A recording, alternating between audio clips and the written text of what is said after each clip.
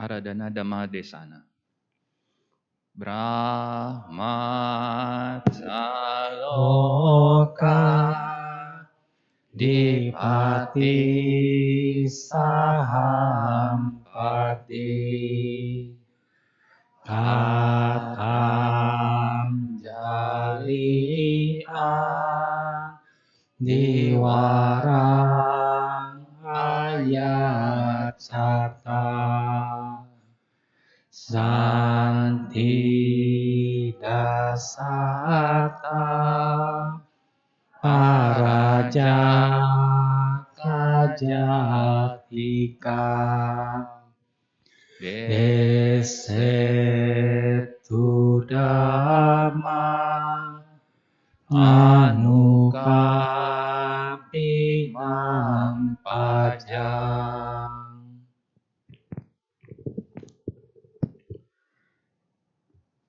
Namo tassa bhagavato arahato sama sambuddhassa. Namo tassa bhagavato arahato sama sambuddhassa. Namo tassa bhagavato arahato sama sambuddhassa. Madua manyati balo yawa papang nak pacati yada cak pacati padang ata balo duka nigajati. Apabila buah dari perbuatan belum masak, maka orang bodoh menganggap hidupnya semanis madu. Apabila buah dari perbuatan buruknya telah masak, maka orang bodoh akan merasakan pahitnya penderitaan.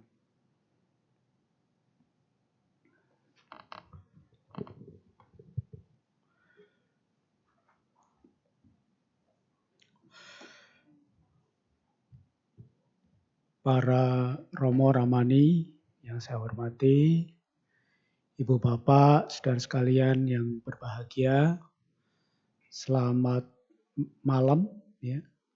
Sutihotu Namo Buddhaya. Bapak Ibu saya sekalian,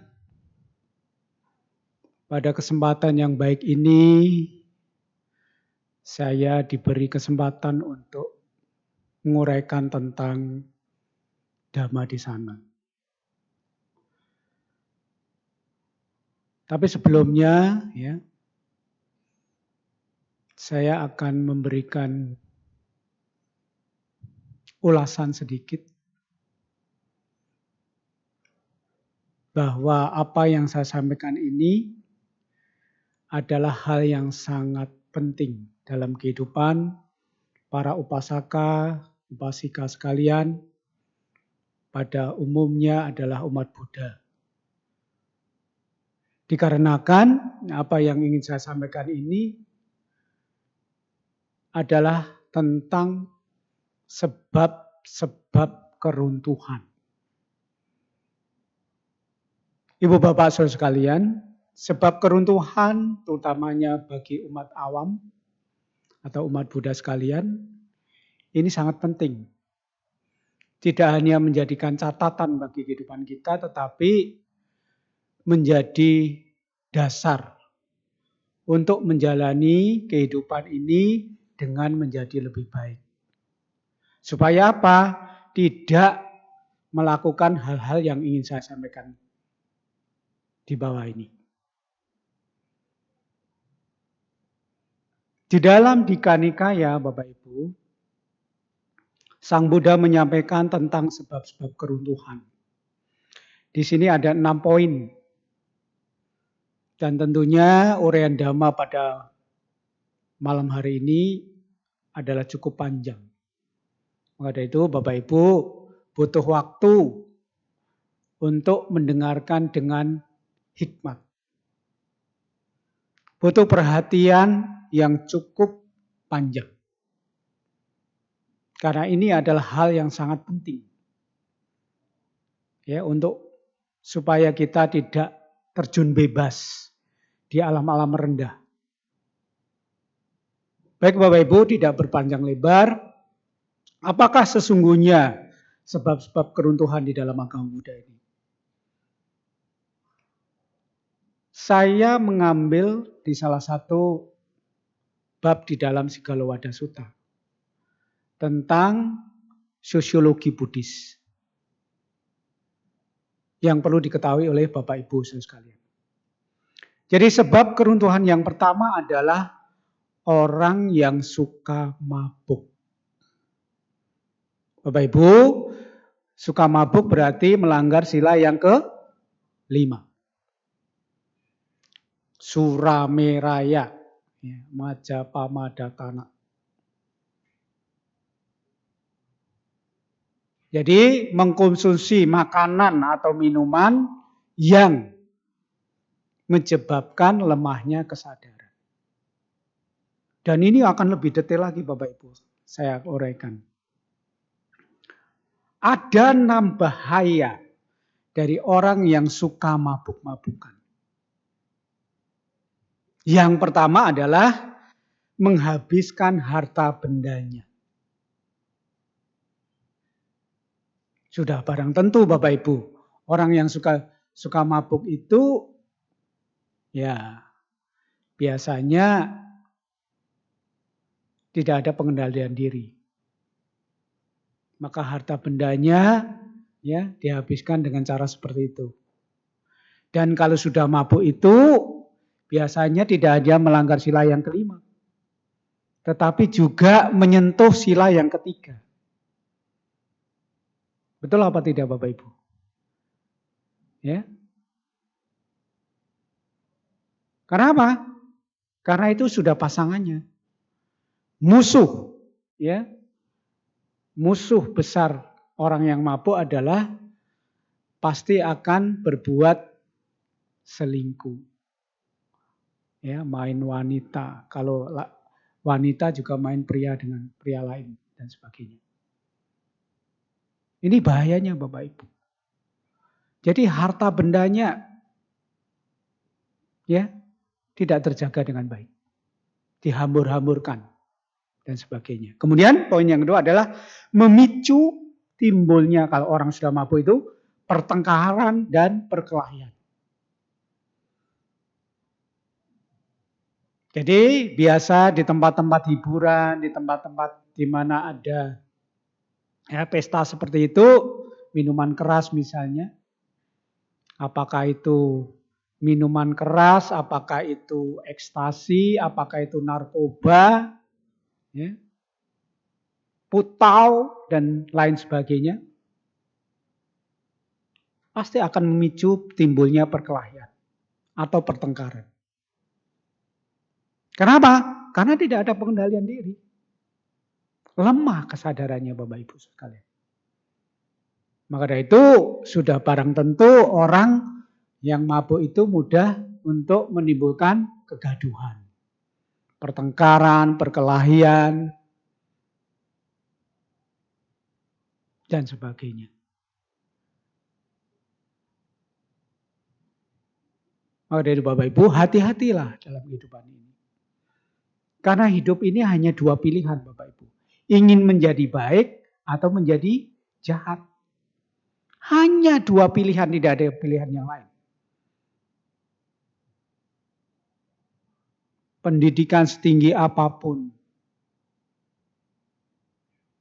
Kekayaan sebanyak apapun. Pilihannya hanya 2 Bapak Ibu. Menjadi baik atau menjadi buruk. Menjadi baik atau menjadi jahat. Jadi berhati-hatilah menjalani kehidupan ini. Dan bahaya yang ketiga adalah memicu timbulnya penyakit. Orang yang suka mabuk-mabukan pasti paru-parunya tidak sehat. Orang yang suka mabuk-mabukan pasti levernya tidak baik. Nanti jadi sirosis. Akhirnya kanker hati. Bukan kanker hati karena kantong kering Bapak Ibu. Tapi kanker hati yang betul-betul hatinya rusak. Karena apa? bahayanya mengkonsumsi minuman keras. Jadi Bapak Ibu jangan terobsesi karena ada iming-iming, ada ajakan. Oh, kalau orang nggak pernah mabuk itu nggak gentle. Jangan terpancing Bapak Ibu. Justru kalau tidak mabuk itu adalah orang yang gentle. Karena apa? Orang yang sadar selalu sadar. Karena apa? Itu membahayakan dirinya sendiri. Dia tidak sayang dengan dirinya sendiri. Bahkan karena mabuk-mabukan, ya ginjalnya juga bisa rusak Bapak Ibu. Dan itu so pasti. Karena apa? Kerjanya lebih berat Bapak Ibu sekalian. Ya Bante sesekali kan boleh, ya up to you. Bukan urusan saya. Tetapi bahayanya itu Bapak Ibu. Yang harus dipikirkan lebih panjang. Karena apa? Kalau orang sudah mabuk-mabukan, suka mabuk, ya, lama-lama menjadi botol Bapak Ibu. Bodoh dan tolol.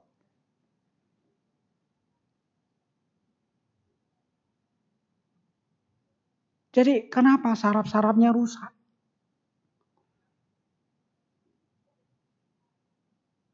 Itulah bahayanya Bapak Ibu. Kemudian bahaya selanjutnya adalah kehilangan nama baik. Siapa sih yang mau berteman dengan orang-orang mabuk? Saya kira Bapak Ibu harus betul-betul menghindari. Karena apa? Sila kelima ini kalau ditabrak semuanya bolong. Orang menjadi sadis, menjadi keji karena mabuk. Mana dia pikir sih, mana dia sadar sih melukai orang, membunuh orang, melenyapkan kesempatan orang.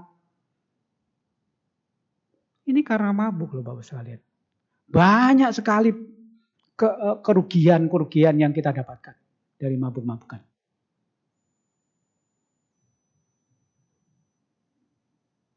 Ya sedikit kan boleh, up to you. Bapak sekalian. Kemudian kerugian yang selanjutnya adalah membuka rahasia siapapun. Terutama rahasia diri sendiri. Diumbar, Bapak sekalian. Kenapa? Mabuk, nggak ada kesadaran Bapak sekalian. Kesadarannya sangat lemah sekali. Lost control, Bapak sekalian. Itulah bahayanya.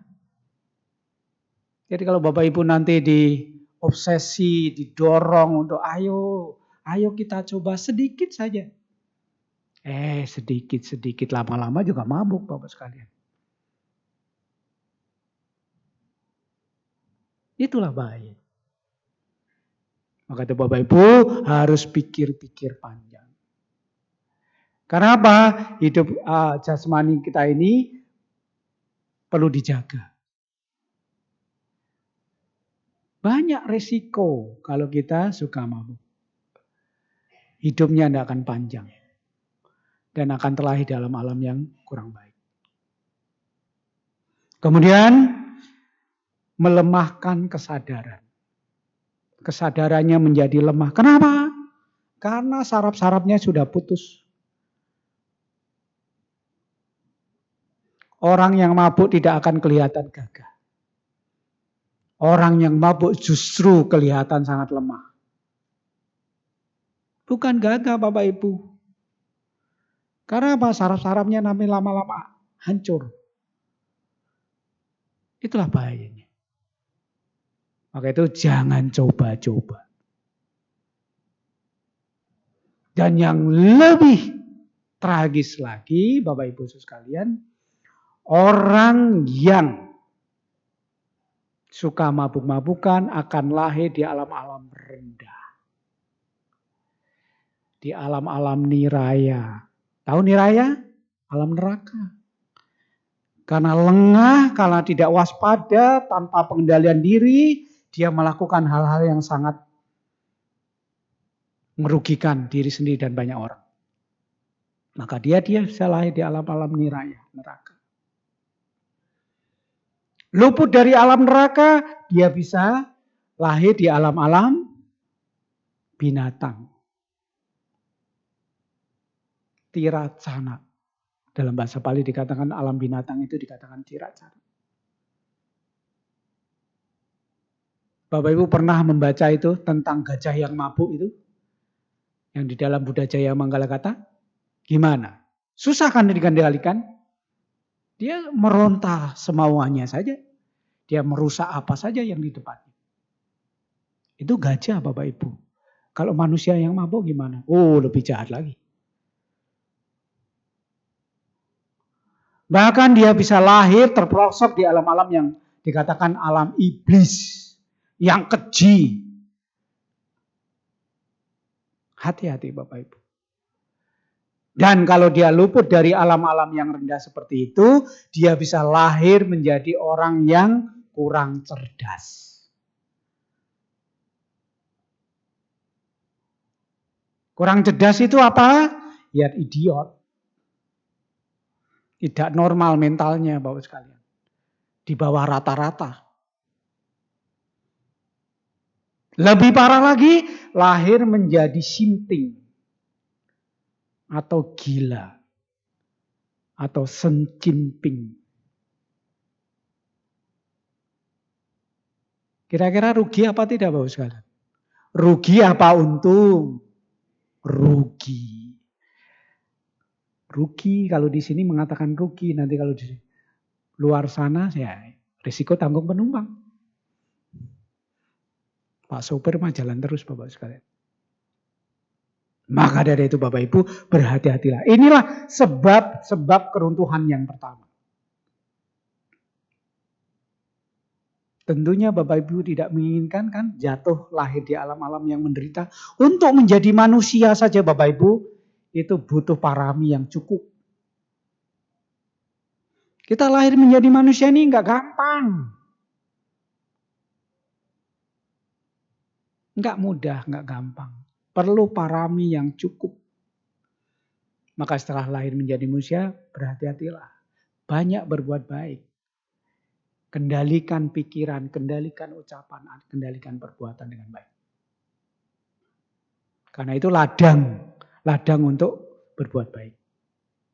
Kemudian sebab keruntuhan yang kedua adalah berkeliaran pada saat yang tidak tepat. Nongkrong di kafe sampai pagi. Ya. Apa sih untungnya Bapak Ibu? Ada 6 bahaya. Ya. Dari melakukan hal seperti itu. Yang pertama adalah diri sendirinya tidak terjaga dengan baik. Tidak terjaga, tidak terlindungi.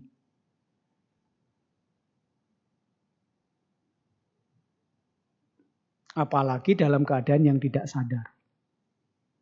Bahaya kan Bapak Ibu? Banyak kejadian kan Bapak Ibu sekalian? Betul apa tidak? Kecelakaan. Ya. Hajar tembok, hajar apa saja. Karena apa? Dalam kondisi tidak terjaga dengan baik. Oleh dirinya sendiri. Kurang istirahat itu bahaya Bapak sekalian. Kalau Anda mengendarai ya mobil sepersekian detik saja itu bahaya. Membahayakan diri sendiri dan membahayakan orang yang berada di dalam kendaraan itu. Betul apa tidak? Itulah Bapak sekalian. Perlu kita pikirkan akibat-akibat. Kemudian anak dan istri tidak terjaga, tidak terlindungi dengan baik. Karena apa? Kepala rumah tangganya pergi. Nanti kalau terjadi apa-apa di rumah, walaupun di rumah ada satpam, ada penjaga rumah, tidak bisa mengcover semuanya Bapak sekalian. Sangat berbahaya, apalagi kalau punya istri, punya anak cewek-cewek, berbahaya sekali gitu. sangat berbahaya. Dan kejahatan sekarang ini luar biasa. Jadi membahayakan anak dan istrinya di rumah. Tidak terjaga, tidak terlindungi. Masih mending kalau suaminya ada di rumah.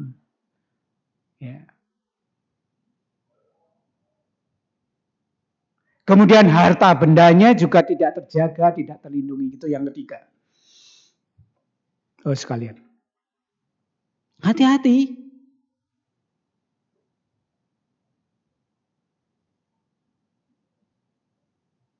Maka dari itu Bapak sekalian, marilah sadar selalu bahwa segala sesuatu itu perlu dipikirkan masak-masak. Dipertimbangkan baik-baik. Itu pentingnya Bapak sekalian. Sehingga tidak terdera oleh hal-hal yang tidak kita inginkan. Kemudian dituduh oleh kejahatan yang tidak dilakukan. Soalnya apa? Jangan-jangan dia itu. Kan begitu Bapak sekalian, betul apa tidak? Pergi sore, pulang ada menjelang pagi. Itu pasti akan timbul kecurigaan.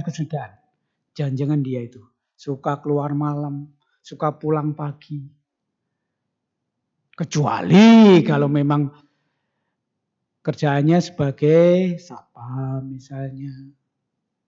Atau bekerja yang memang malam misalnya. Enggak masalah Pak. Tapi kalau ini bukan kerjaannya, ini hanya karena iseng.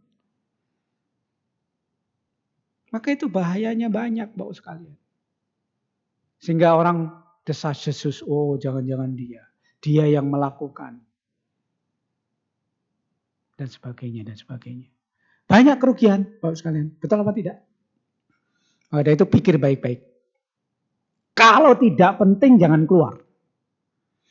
Kalau emergensi sifatnya ya nggak masalah Bapak sekalian. Misalnya ya orang tuanya kecelakaan atau ya di rumah sakit ya nggak masalah itu. Tapi ini di luar kebiasaan. Itu perlu kita pikirkan baik-baik Bapak sekalian. Selain ya akan menjadi korban seperti itu, juga jasmaninya ini akan mudah sakit. Karena apa? Angin malam itu bahaya sekali Bapak sekalian. Mau nongkrong di gedung, mau nongkrong di pinggir jalan, mau nongkrong di mana saja, sama saja. Angin malam itu tidak baik. Ingat, jasmani kita ini perlu istirahat. Bukan mesin saja istirahat. Jasmani juga harus istirahat.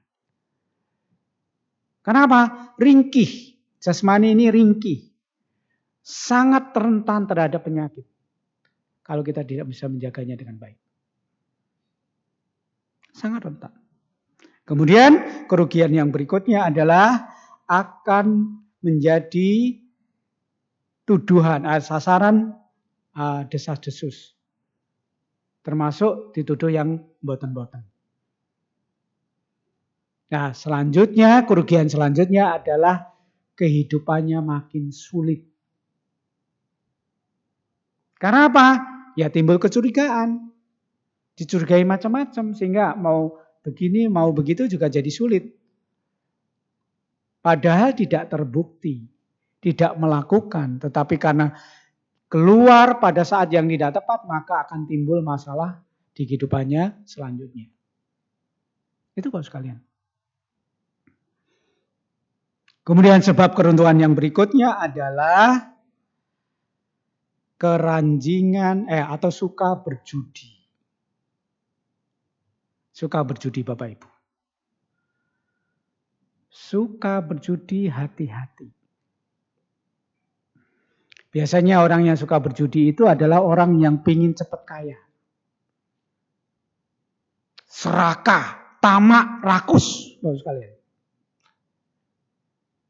Nggak ada ceritanya itu judi menjadi kaya raya. Mungkin kaya raya hanya sesaat. Karena apa? Mencari kekayaan seperti itu memang tidak melanggar sila, tetapi melanggar dhamma. Kenapa melanggar dhamma, Bante? Mica ajiwa.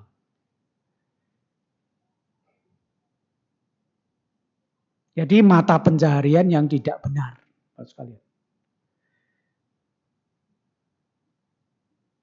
Jadi hati-hati.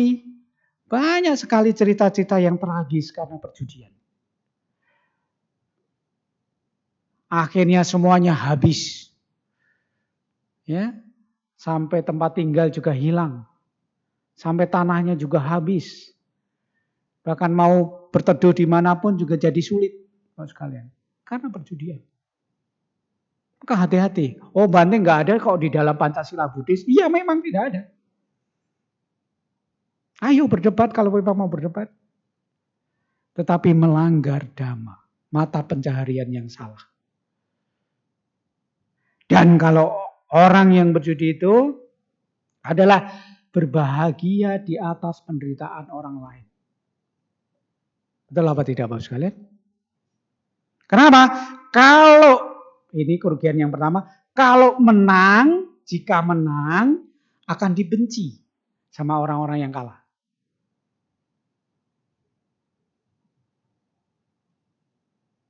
Dan orang yang berjudi sangat loyal untuk perjudian. Tetapi sangat tidak loyal dengan keluarga sendiri. Untuk bayar sekolah aja pelit. Untuk makan sehari-hari saja pelit. Tetapi untuk judi sangat loyal. Ini namanya orang bodoh, Bapak sekalian. Maka dikatakan orang bodoh akan merasa senang karena perbuatannya belum berbuah. Mengatakan hidup ini semanis madu. Dan jikalau kalah dia akan menangisi kekalahannya itu. Itu kerugian yang kedua. Ya sudah kalah mau bagaimana Bapak sekalian? Orang harta bendanya sudah berpindah alamat kepada yang lain. Ya Bapak Ibu tinggal menangis saja meratapi. Dan tidak akan kembali. Untuk selama-lamanya itu. Menyesal nanti kalau semuanya sudah habis. Mau makan susah, apa susah. Baru menyesal Bapak Ibu. Dan itu pelajaran yang sangat berharga untuk orang-orang yang melakukan hal seperti itu. Tidak akan menjadi kaya. Saya punya tetangga di kampung di Salatiga. Dari dia kaya raya, Bapak Ibu. Punya mobil, punya tanah di mana-mana. Akhirnya untuk tinggal saja dompleng. Bapak sekalian. Tahu dompleng? Jadi numpang. Numpang di saudaranya. Ya tahu sendiri kalau orang numpang kan gak ada kebebasan. Harus ikutin aturan. Bapak sekalian. Maka sampai seperti itu loh Bapak sekalian. Tidak ada ceritanya orang berjudi itu menjadi kaya. Tidak ada. Kemudian kerugian yang berikutnya adalah hartanya dihambur-hamburkan. Karena dihambur-hamburkan. Biasanya kalau orang sudah berjudi itu pasangannya ya minum-minuman juga. Ya main selingkuh juga dan sebagainya dan sebagainya. Maka harta bendanya menjadi habis Bapak sekalian. Di zaman Sang Buddha ada sebuah cerita. Ada seorang anak yang lahir di keluarga sangat kaya. Dikatakan Mahaseti. Mahaseti itu adalah yang orang yang sangat kaya raya. Miliuner. Di zaman itu. Bahkan diceritakan di sana bahwa 7 keturunan saja tidak akan habis itu harta bendanya. Tetapi karena anak ini tidak dididik dengan baik, tidak disekolahkan dengan baik, ya, tidak diberikan caranya bagaimana bertahan hidup, bagaimana mencari nafkah, maka tiap hari kerjanya hanya foya-foya, sekalian, menghambur-hamburkan harta kekayaan orang tuanya. Sampai akhir balik, dia kemudian dijodohkan dengan seorang gadis. Sama juga. Tidak berpendidikan, tidak tahu caranya bagaimana merawat ya, merawat rumah, ya, merawat harta benda suaminya dan sebagainya. Sama sifatnya. Dan akhirnya satu ketika harta bendanya itu habis tanpa sisa. Bahkan untuk makan saja susah. Ya, untuk pegang cetun saja nggak ada. Sekalian, tahu cetun? 1.000. Susah. Sampai akhirnya dia ketemu dengan sekelompok perampok. Maka diajalah dia untuk merampok. Lah merampok itu gimana? Pokoknya ikutin saya. Nanti kalau sudah sampai di tempat di mana kita merampok, kamu jaga di depan. Ya, siap. Nanti kalau ada orang teriak-teriak, maling, maling, rampok, rampok, kamu cepet-cepet lari. Dia malah diam-diam saja Bapak sekalian. Dan akhirnya dialah yang ketangkep duluan. Diproses di pengadilan. Akhirnya dihukum mati.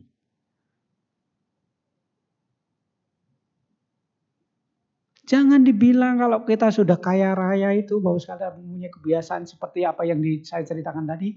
Nggak akan habis tuh harta bendanya, pasti habis. Maka berhati-hatilah menjaga harta kekayaan dengan baik. Mau online kah, mau apakah, sama saja Bapak sekalian.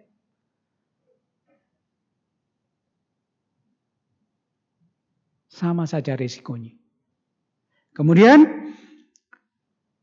di pengadilan kata-katanya tidak akan dipercaya. Karena apa? Penjudi. Dan penjudi itu biasanya pembohong. Pelanggaran sila keempat. Berbohong sana, berbohong sini. Membuat cerita untuk menutupi kebohongannya. Jadi pembohong terus berbohong, berbohong, berbohong. Tidak akan dipercaya Bapak sekalian. Maka berhati-hatilah menjalani kehidupan ini Bapak sekalian. Berhati-hatilah. Saya sangat berpesan kepada Bapak Ibu sekalian. Karena ini sangat penting untuk menjalani kehidupan kita, untuk bertahan hidup. Jadi jangan sampai terperosok ke hal-hal seperti ini. Dan dipandang rendah oleh sahabat atau pegawai pemerintah. Tidak akan dipercaya Bapak sekalian omongannya itu. Namanya orang judi. Tidak akan dipercaya. Anda ngomong dari sampai ujung ke ujung juga orang tidak akan percaya. Kenapa? Karakternya sudah terbaca. Penjudi itu seperti apa? Karakternya seperti apa? Bahkan yang tragis lagi akan dihindari oleh orang-orang yang mencari menantu. Jadi orang-orang mencari menantu itu harus lihat bibit, ya kan? Betul Bapak Ibu? Bobot, bibit.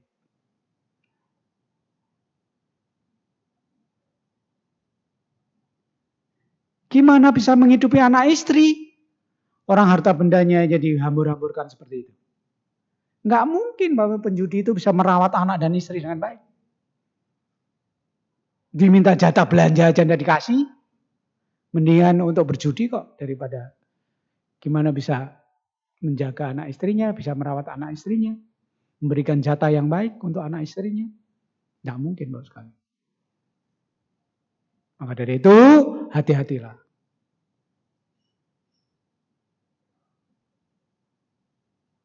Jadi di mana-mana judi itu sangat memprihatinkan. Bahkan di zaman Sang Buddha itu sampai istrinya juga dijual. Ada cerita seperti itu Bapak sekalian. Kemudian sebab keruntuhan yang keempat adalah keranjingan tontonan. Hati-hati Bapak Ibu. Apa bahayanya? Di mana ada nyanyian dia datang. Ya mungkin di mana ada hiburan, di mana ada tabu-tabuhan dia datang. Pokoknya dia Kemanapun mencari hal-hal seperti itu, Bapak sekalian.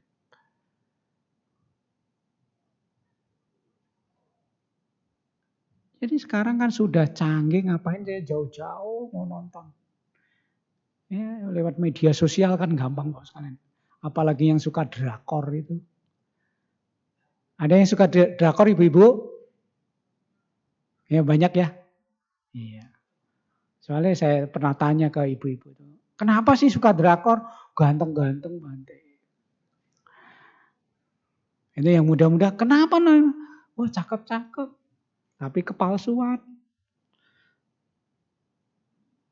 Kan pada operasi plastik semua. Oh sekalian. Memang Anda itu suka kepalsuan sih. Susah kalau orang suka kepalsuan. Kita harus bersyukur Bapak Ibu punya jasmani yang sempurna. Indria yang sempurna. Coba lihat kalau ada orang yang tidak punya kaki. Enggak punya, ya. Maka itu belajarlah bersyukur Bapak sekalian. Pamitnya cari hiburan, tapi pulang-pulang sudah babak belur.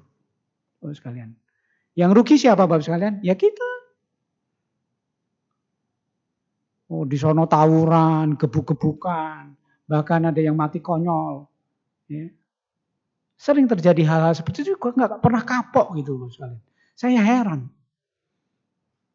Itu kan pelajaran yang sangat berharga itu. Sampai orang, ya apa itu pahlawan apa sih sampai begitu Bapak sekalian. Saya kira Bapak Ibu harus berpikir tentang masa depan yang lebih cerah. Jangan berbuat hal-hal seperti ini.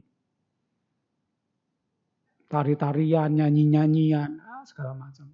Banyak sekali. Ingat, yang suka nonton TV juga harus hati-hati. Jangan nongkrong terus di depan TV. Mentang-mentang di televisi selalu mengatakan, jangan kemana-mana. Ya toh? Iklan juga ditongkrongin. Ya kapan masaknya Bapak Ibu? Punya kewajiban. Ya, kapan cari nafkahnya? Itu kewajiban. Anda berumah tangga. Maka dari itu Bapak sekalian, berhati-hatilah menjalani kehidupan ini. Tontonan boleh, sesekali nonton boleh. Tetapi kalau sudah sampai pikirannya nonton, hiburan, itu berbahaya. Segala sesuatu yang berlebihan itu adalah racun. Makan berlebihan, apa Bapak sekalian? Sakit. Orang kekenyangan itu sakit apa enggak itu? Duduk enggak nyaman, berdiri enggak nyaman, jalan enggak nyaman. Apalagi yang keranjingan nonton, hiburan. Berbahaya Bapak sekalian. Membahayakan dirinya sendiri. Kita enggak usah berpikir membahayakan keluarga, tapi diri sendiri saja. Pikir diri sendiri Bapak sekalian. Bagaimana Anda membahagiakan diri sendiri? Bagaimana caranya? Kalau ingin membahagiakan orang lain, diri sendiri aja enggak bahagia. Bagaimana menyenangkan orang lain, orang dirinya sendiri enggak pernah senang. Senangnya hanya sesaat. Nah itu Bapak sekalian. Pikir jauh-jauh. Kemudian sebab ketentuan yang berikutnya adalah bergaul dengan orang-orang jahat. Berhati-hatilah. Sejago apapun kita membaca parita, meditasi, segala macam Bapak sekalian. Mendengarkan dhamma, segala macam. Tetapi kalau lingkungan Anda adalah orang-orang jahat, berhati-hatilah. Saya meminjam bahasa keyakinan yang lain. Iman. Walau sekuat apapun iman Anda. Kalau lingkungan itu ketemunya hal-hal seperti itu. Orang jahat, pemabuk, penjudi, perampok, maling, segala macam. Bandar narkoba dan sebagainya. Anda tidak akan bisa lepas dari situ. Lama-lama juga akan terkikis itu imannya.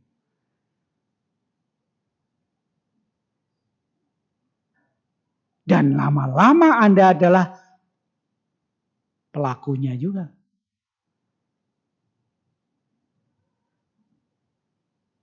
Karena apa?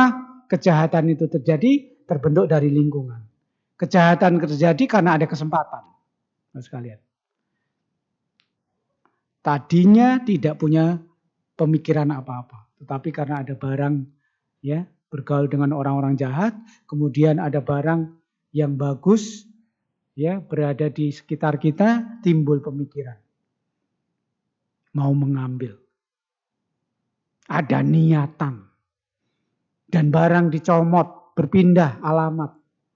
Nah, awalnya coba-coba Bapak sekalian.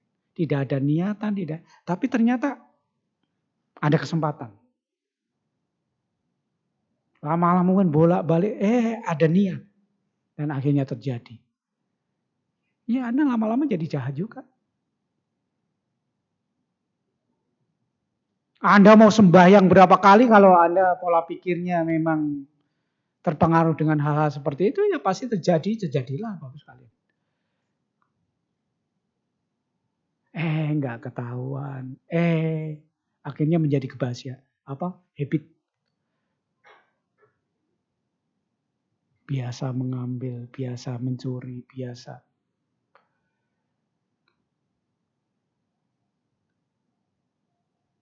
Untuk menjadi baik itu tidak gampang Bapak Ibu. Tapi untuk menjadi jahat itu sesaat sudah. Cepat sekali. Apalagi kalau Anda di lingkungan seperti itu. Oh, jangan coba-coba deh. Bilang meditasinya sudah jana, sudah apa. Enggak jamin Bapak sekalian.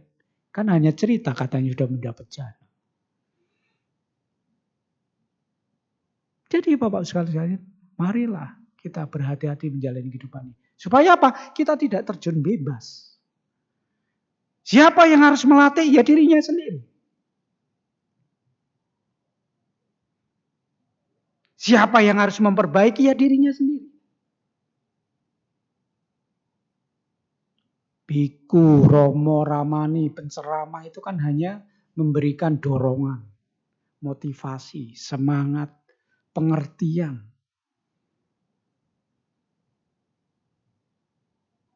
Itulah Bapak sekalian. Kemudian sebab keruntuhan yang berikutnya adalah kebiasaan menganggur. Jadi akan menjadi pemalas, Bapak sekalian. Orang yang menganggur akhirnya malas. Pagi, ayo pagi-pagi, masih dingin, nggak kerja. Udah siang, ayo panas, nggak kerja juga, Bapak sekalian.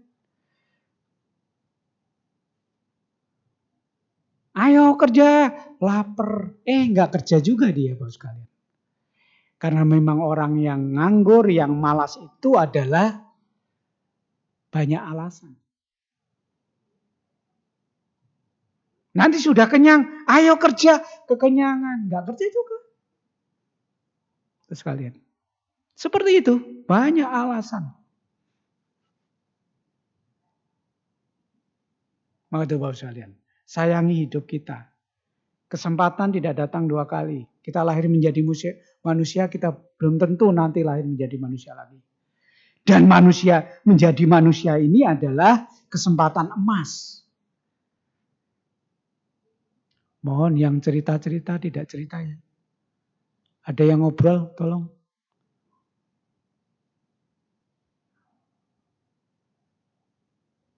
Kalau mau menggantikan saya ceramah silahkan ke depan.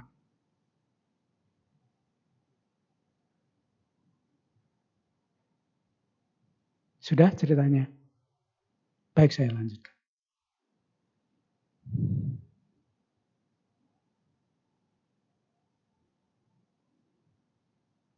Jadi Bapak Ibu sekalian, hal-hal seperti inilah yang membuat kita merosot kehidupan kita.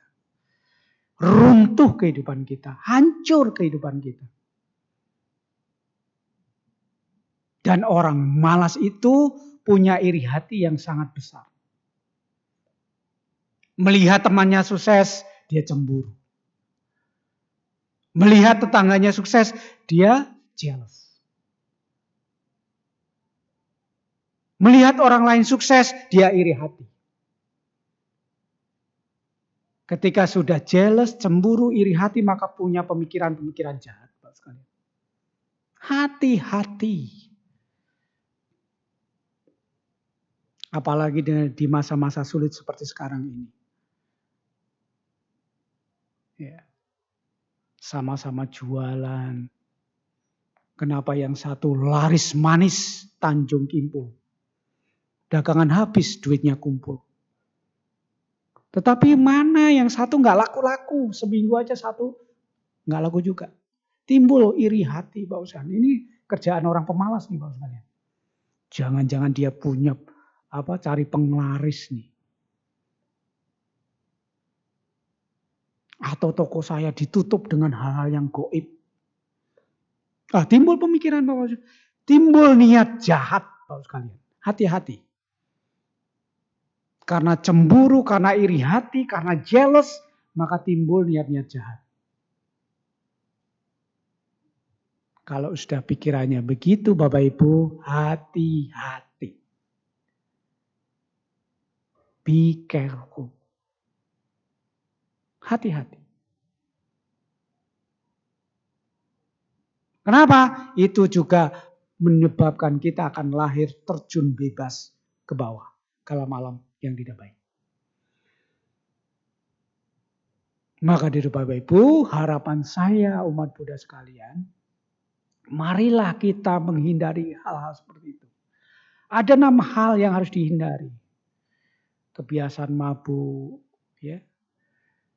Kemudian keluar di waktu yang tidak tepat. Kemudian kebiasaan berjudi. Kemudian gila dengan tontonan. Ya kan? Bergaul dengan orang jahat. Dan nganggur. Itu bahaya sekali, Bapak sekali. Maka 5 hal inilah seharusnya Bapak Ibu hindari dalam kehidupan ini. Andai kata senganggur-nganggurnya Bapak Ibu harus punya kreativitas. Aktif, proaktif. Banyak berbuat baik. Orang berbuat baik tidak harus pakai jen. Pakai duit. Kita berbagi perhatian kepada orang-orang yang membutuhkan perhatian. Misalnya ada orang yang punya masalah. Kita perhatian. Kita mendorong dia. Membangkitkan semangat dia. Itu juga sudah kebajikan. Jadi melulu berbuat baik itu tidak hanya diukur dengan materi. Andai kata kita tidak bisa bangun dari tempat tidur kita. Kita masih bisa baca parita.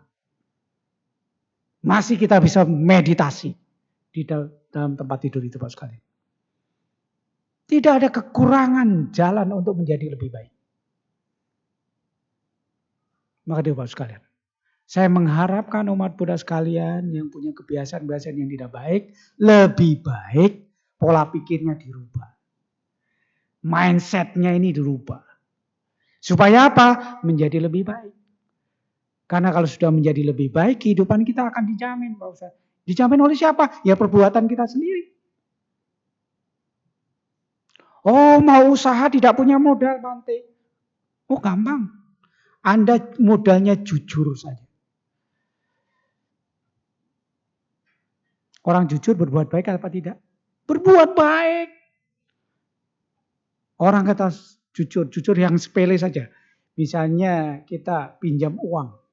Tepat waktu, dikembalikan dengan sangat baik.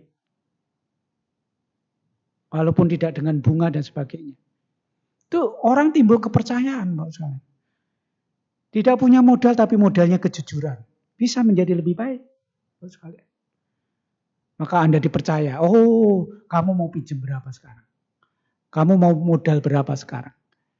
Itu dari kejujuran loh Bapak sekalian.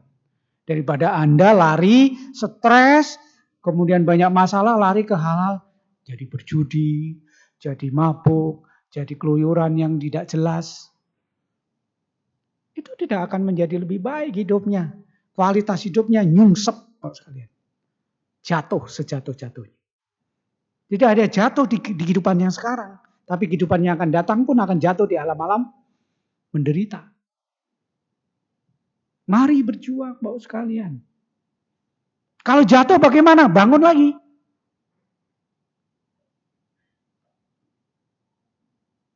Kalau gagal, coba lagi.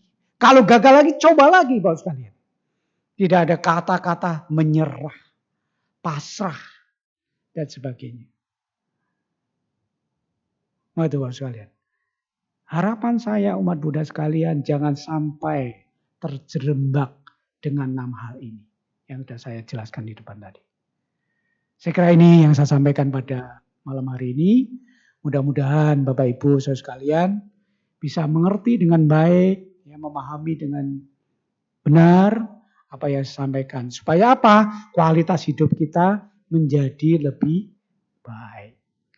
Sekian dan terima kasih. Semoga Bapak Ibu saudara sekalian berbahagia. Semoga semua makhluk berbahagia. Sabe sata bawantu suki tata.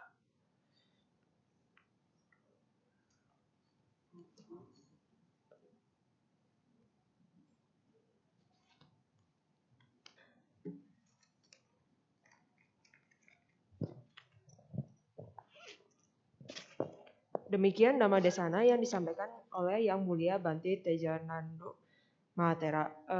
Bante ada waktu untuk sesi tanya jawab kah? 1-2 pertanyaan boleh.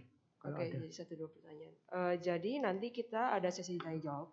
Ada 2 metode. Yang pertama itu lisan. Jadi jika ada yang mau bertanya boleh saja angkat tangan dan maju ke depan. Dan yang kedua bisa ditulis di kertas yang ada di depan bangku-bangku kalian. Dan sambil menunggu pertanyaan masuk, mari kita menyanyikan sebuah lagu yang dinyanyikan oleh petugas.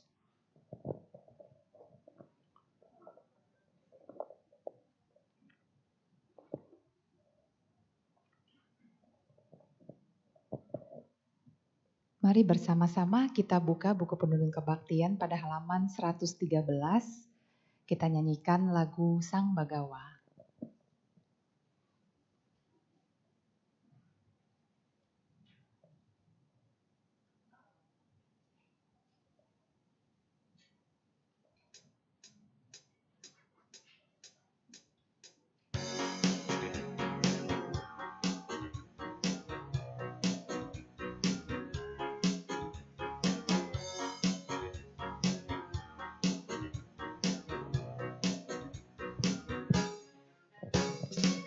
Sukacita selimuti jiwa, sebab dia datang bagi kita. Sang Bagawa yang maha sempurna, dan roda dhamma pun telah diputarnya. Bertapa di bawah pohon bodhi, mara pun tak kuasa pengaruhi. Segala tantangan telah dialami, hingga capai penerangan sejati. Sang Bagawa maha sempurna, guru dewa dan manusia. Kita semua bersujud padanya, sebab dialah junjungan umat manusia.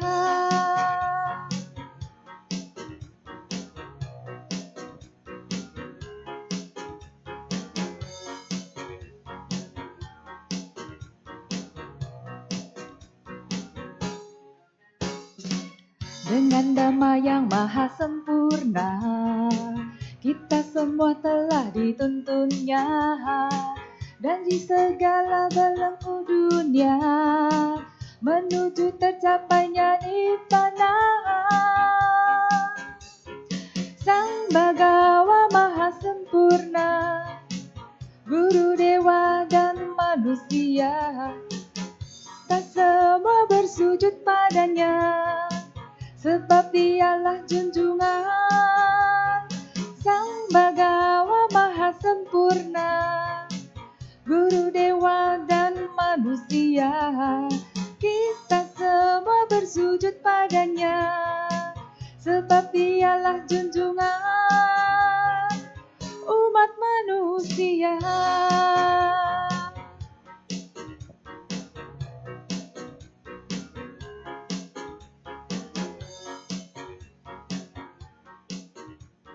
Terima kasih atas suara-suaranya.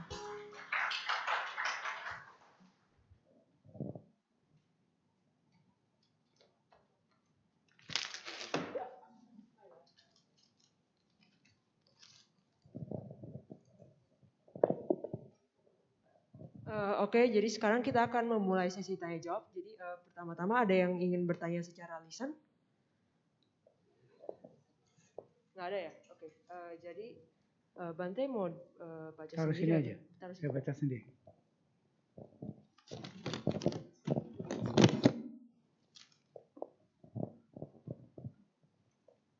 Terima kasih. Iya.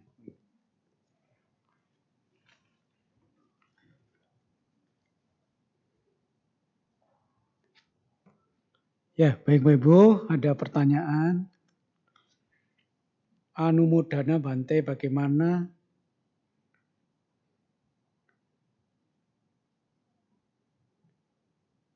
menyadarkan penjudi yang sudah akut kondisinya? Apakah menjadi penjudi adalah akibat karma masa lampau? Ya sulit Bapak Ibu. Jadi kalau orang udah akut, ya, Bapak Ibu sekalian hanya jangan, apa istilahnya, jangan bosan-bosan untuk mengingatkan. Kemudian nanti kan isi ceramah saya tadi kan sudah panjang lebar. Nanti bisa didengerin di rumah, suruh mendengarkan itu apa yang saya uraikan tadi. Itu menjadi penting. Karena kalau Bapak Ibu yang menjelaskan mungkin ya, apalagi itu saudara sendiri, suami sendiri, atau orang tua sendiri, ya susah. Maka itu jangan bosan-bosan untuk mengingatkan. Seperti halnya contoh-contoh yang real. Ya kan? Contoh-contoh real, karena apanya sudah habis, apanya sudah terjual, untuk makan begini begitu susah dan sebagainya. Itu menjadi penting buat orang-orang seperti itu.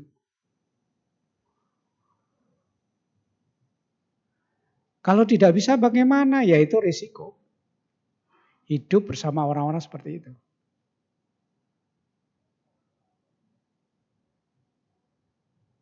Karena kalau tidak ada kemauan dari dirinya sendiri, Bapak Ibu, tidak bisa sembuh itu orang.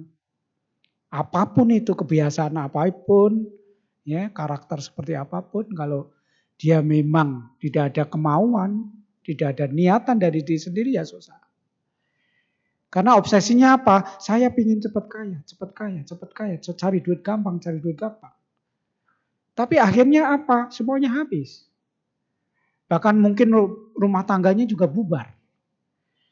Apakah itu bukan contoh yang sudah tidak jelas, tidak nyata? Itu kan contoh nyata. Bukan ada di satu keluarga, banyak keluarga sekalian mengalami hal seperti itu. Bahkan kehidupan anak-anaknya sudah jadi nggak jelas. Apa mau seperti itu? Misalkan begitu. Ya harus berikan contoh-contoh Bapak sekalian. Dan jangan bosan-bosannya untuk melakukan hal seperti itu. Siapa tahu dia ada kondisi yang baik. Orang kalau sudah menderita kan baru sadar Bapak sekalian. Orang kalau sudah sakit tidak mampu bangun kembali kan baru nyadar. Oh saya pingin sembuh. Oh saya pingin sadar. Oh saya pingin berubah. Jadi kalau kepalanya itu belum mentok tembok, itu belum akan sadar.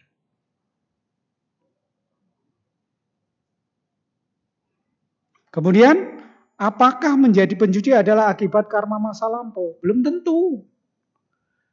Saya bilang kan lingkungan. Dia bergaul dengan siapa, dia berteman dengan siapa, dia ngobrol sama siapa. Nah ini Bapak Ibu. Jadi awalnya kenapa? Ada bisa iya, bisa tidak. Oh sekalian. Jadi, dan saya kira pengaruh lingkungan itu yang lebih menentukan. Suatu kali saya pernah ceramah seperti orangnya tersinggung, kabur Bapak sekalian. Bante nyentil saya, Bante ini.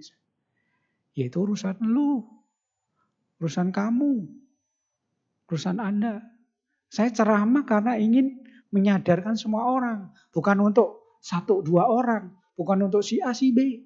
Semua orang. Siapa tahu begitu mendengar ceramah-ceramah seperti ini menjadi sadar. Menjadi berpikir lagi. Menjadi punya kesadaran untuk berubah menjadi lebih baik. Kan begitu Bapak Ibu. Udah, pertanyaan yang pertama sudah saya jawab. Kemudian pertanyaan yang kedua. Namo Buddhaya Bante, saya ingin bertanya mengenai mabuk. Bagaimana dengan orang yang hanya minum seperti minum santai, tidak sampai mabuk, hilang kesadaran. Apakah termasuk melanggar sila kelima? Iya termasuk. Ibu bapak saya ingin bercerita. Kami menjadi biku, menjadi samanera, menjadi pertapa, samana. Sedikit pun tidak boleh itu yang mengandung namanya Surameraya, Majapahit dan tanah itu. Minuman atau makanan yang mengandung mungkin alkohol, arak dan sebagainya. Tidak boleh. Kenapa? Ketika nanti meditasi sangat berpengaruh sekali. Bapak sekalian. Memang tidak mabuk, tapi lama-lama enjoy, senang, menggemari, walaupun tidak sampai mabuk. Menjadi habit, menjadi kebiasaan. Jadi berhati-hatilah mengatakan oh minum santai. Ya, lama-lama kan orang minum itu kan santai kan awalnya. Siapa tahu temannya nakal ya. Temannya mungkin jahat. Santai-santai nggak sampai mabuk. Tahu-tahu keluar pintu gubrak. Nggak sampai mabuk kok Bante, cuman jungkling.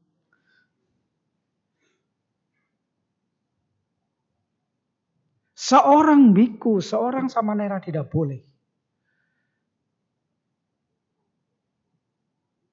Oh sekalian.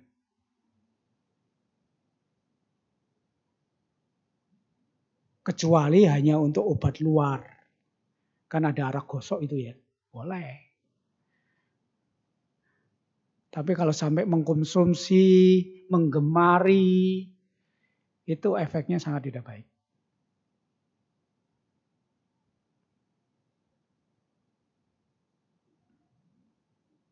Nanti kalau menjadi referensi boleh. Nanti saya jadi karma buruk. Oh sekalian. Ya tidak boleh. Walaupun minum santai. Tapi kalau setiap pesta nanti datang minum santai Bante. Nggak sampai mabuk kok. Nih pulang-pulang udah keliengan. Dulu ada tetangga saya. Dia bilang, saya minum seberapa pun nggak bisa mabuk kok. Sampai di depan rumahnya itu tepar. Oh, sekalian. Sampai pagi. Istrinya sampai kaget. Begitu sudah kukuruyuk, bangun suaminya kok gak pulang-pulang. Ternyata sudah di depan rumah. Pingsan.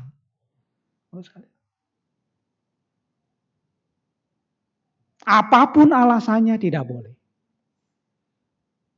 Walaupun itu untuk ya sekedar menghormati. Atau gimana. Karena bahaya, Pak Husein itu bahaya. Lama-lama setiap pesta ulang tahun, ada pesta apa, diundang Anda, minum santai. Ya lama-lama ya bisa menjadi kebiasaan. Terus kalian, kayaknya kalau nggak ikut minum nggak enak, nggak menghormati dan sebagainya. Orang harus punya prinsip Bapak Ibu. Kalau Anda ingin maju, Anda harus punya prinsip.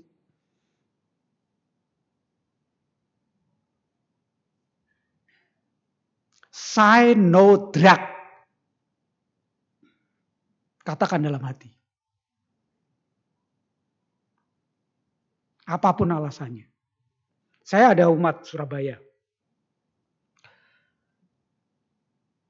Dia mengundang teman-temannya. Teman-temannya mau mabuk. Bante gimana ini? Ya sudah kalau gitu kamu jangan ikut. Kamu kasih aja angpau. Memang orang ini antipati dengan yang begitu-begitu Pak. Mabuk-mabukan.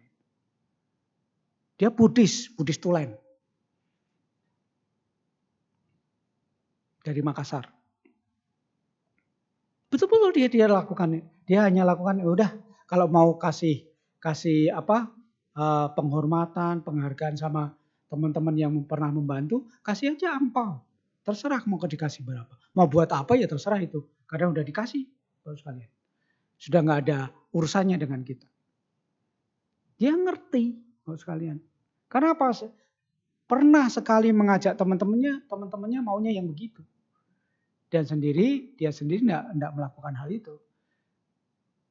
Sekalian. Prinsip. Hidup ini harus punya prinsip Bapak Ibu. Itu yang penting. Melanggar sila walaupun nggak mabuk. Apa minum itu harus mabuk? Nggak harus. Tetapi itu melanggar sila. Karena apa? Untuk spiritual tidak akan maju Bapak Ibu kalau kita mengkonsumsi hal seperti itu. Karena apa? Saraf kita itu sudah terbiasa dengan hal seperti itu. Bagaimana bisa konsentrasi dengan baik? Bagaimana bisa meditasi dengan baik? Bagaimana bisa mencapai jana? Tidak bisa.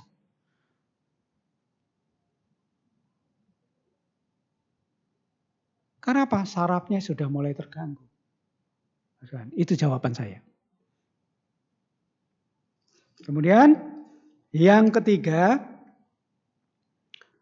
Namo Buddhaya Bante. Saya punya teman usahanya jual beli miras. Tapi teman saya orangnya murah hati. Baik, sering menolong, membantu berdana kepada siapapun yang kesusahan. Orangnya baik. Tidak pernah ketinggalan, tapi kewihara tidak pernah dan tidak pernah mabuk. Apakah kan terlahir ke alam-alam rendah ya Bante, meninggal nanti? Apakah ada karmanya Bante? Mempunyai usaha seperti itu. Bapak Ibu sekalian, mica ajiwa.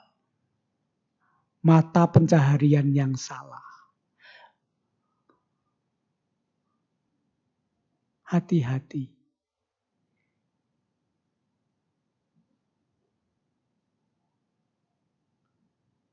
Ya tentunya ada akibatnya dong. Dia tidak mabuk, dia berbuat baik itu urusan masing-masing Bapak Ibu. Dia mau rajin menolong, rajin membantu, itu kebaikan tersendiri. Tetapi mata pencahariannya ini yang perlu dipikirkan. Apakah tidak ada pilihan lain selain harus usaha seperti itu? Itu pertanyaannya. Saya kembali bertanya kepada Anda yang bertanya.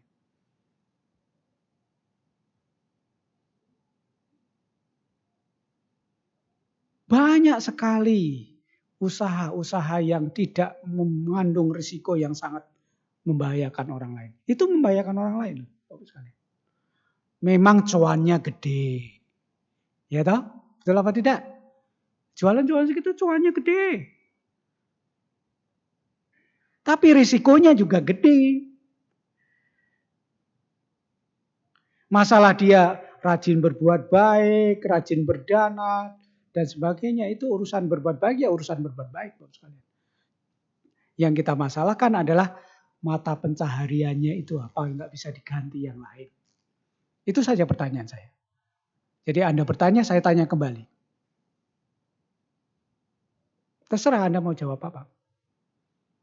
Kalau orang yang jenius, Bapak Ibu, sudah usaha itu, udah cuan banyak, punya tabungan banyak, pindah sekarang.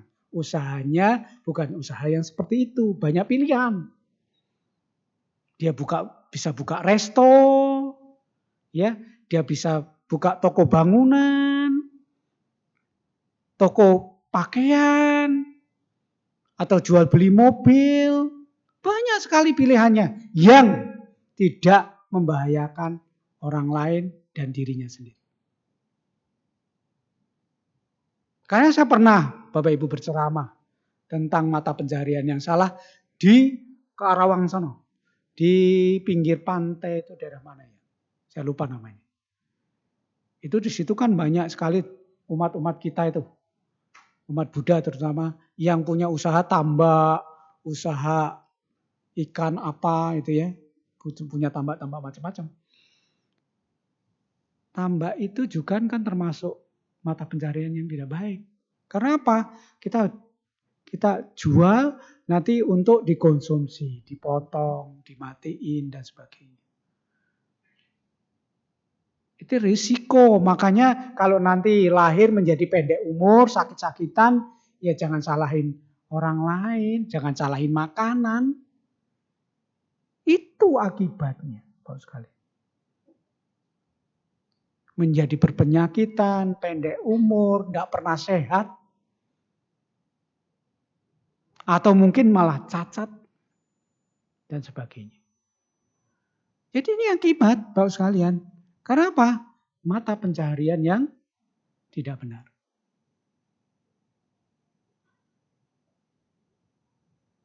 Jadi jelas ya, Bapak Ibu? Jadi jelas. Jadi tolong ini menjadi perhatian. Bukan berarti saya melarang. Oh melarang, enggak. Tapi risiko ya tanggung sendiri-sendiri. Karena menganggap, oh cuannya gede, cepat kaya. Ya. Bisa punya rumah bagus, mobil banyak. Ya tetapi risikonya itu yang membahayakan orang lain.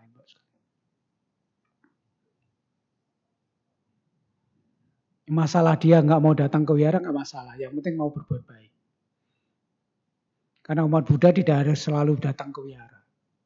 Nah, datang ke wihara, ya di wihara ternyata gosip. Nah ini berbahaya. Wihara bukan tempatnya gosip. Wihara ini tempatnya spiritual. Begitu masuk wihara pikiran ditata. Jangan punya pikiran-pikiran buruk. Ya. Karena apa? Mau belajar dhamma. Mau memperbaiki diri. Mau membengkeli diri. Supaya menjadi lebih baik. Jadi saya kira itu yang saya bisa jawab tentang pertanyaan-pertanyaan Anda sekalian. Mudah-mudahan bisa menjawab semuanya dan bisa dipahami dengan baik. Dan akhirnya sekian dan terima kasih. Sabe sata bhavantu sukhitata.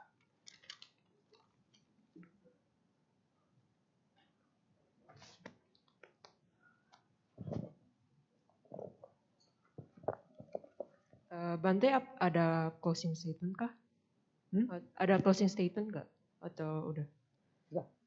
Udah. Jadi ini udah selesai sesi tanya jawabnya pada hari ini. Kami segenap keluarga Wihara Pluit Dharma Sukha dan para umat yang telah hadir mengucapkan terima kasih kepada Yang Mulia Biku Tejanando Mahatera atas waktu dan kesempatannya dalam membabarkan dhamma pada hari ini. Umat dipersilakan untuk bangkit berdiri dan bersikap anjali. Yang Mulia Biku Tejanando Mahatera akan meninggalkan salat.